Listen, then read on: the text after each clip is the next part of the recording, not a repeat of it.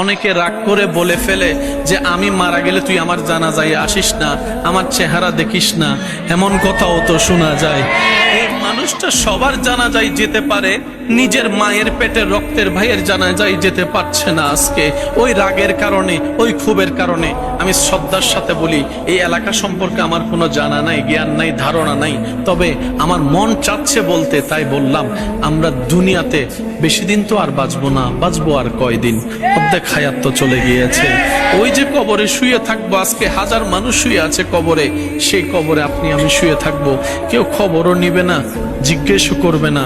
এ দুনিয়া এত ব্যস্ত, জিয়ারত করার মতো মানুষের টাইম নাই। কথা বলেন ঠিক কিনা? আমি অনুরোধ করে বলি, আপনারা ভাই ভাই, ভাই বোনে, চাচা যারা যে ঝগড়া লেগেছেন, বিশ্বাস করেন এই ঝগড়াটা আপনাদের নয়, এটা মিস্টার শয়তানে আপনাদের ভিতর প্যাঁচ লাগাই ঝগড়া লাগাই দিয়েছে। কথা বলেন ঠিক কিনা?